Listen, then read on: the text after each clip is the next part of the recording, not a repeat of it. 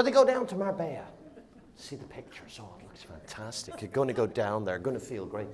You're laughing because it's true. Going to feel great. Going to feel fantastic down there, yeah. But think of the process of getting there. You drive to Dublin Airport. You park. Like, you're actually closer. Helen, where are you? You're probably closer. You're on the north side, honey. You're probably closer before you leave your house to the terminal than you actually are when you park.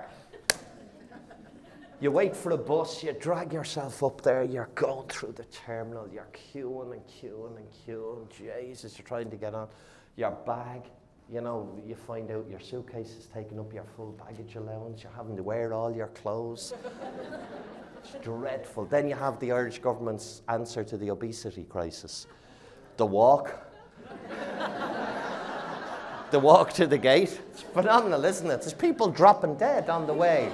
He didn't make it. It was all the clothes he was having to wear.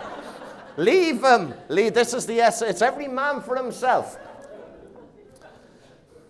And then, you know, when you get through the delays, if Ryanair haven't cancelled your plane, you finally get on, and then you get strapped into what in a restaurant is called a child seat, isn't it? Really and truly, if you went into a restaurant, you're asked to sit in one of them, you started going, I'm not a baby, mate. I don't know what you're doing. That's called a child seat. You squeeze yourself into that, tie the seatbelt around your leg, and then they pressurize the cabin. And pass the air around reconstituted air, yeah? Not sure exactly which end of the fella in front of you it's coming out of. And then you land at your destination 5 miles away from your hotel, and you get in the bus and you do a tour of the Iberian Peninsula. 3 days later you get there, oh Jesus, it's brilliant, I'm on me holidays, hooray! That's how we do it. You see, in other words, nobody enjoys the process. Like, the process is a pain in the arse, isn't it? Like, if we're on, I mean, have you ever been in the airport queuing up and you sort of say, where do you go, mate? And he goes, nowhere. I just love this bit. I just love the buzz and all, you know what I mean? I just come up and hang out in the lines like queue. I'll go back down and start queuing. I love, this is my favourite bit of the whole holiday. It's horrendous. It's horrendous, but we do it. Why do we do it? Because we want to go to Marbella. Why don't we go to Mullingar? Why do we not go to Mullingar? Let me tell you, you're out of your own house, aren't you? They have hotels in Mullingar. You'll be in another bed. It's cheaper. You don't have to get up in an aeroplane. No breathing other people's air. No worries about luggage. Fill the boot. Have at it. Don't have to wear all the clothes you own. Oh, it's brilliant. And if there's any trouble at home, you know, if you did leave the light on, you'll be back in half an hour. What's the problem? Why don't we go to Mullingar? Why don't we go to Mullingar? That's a justification. Why? Who said that? Brilliant. Because I don't bloody want to go to Mullingar.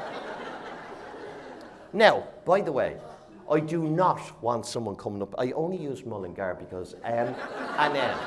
I do not want somebody coming up to me going, just on behalf of the whole of the Midlands.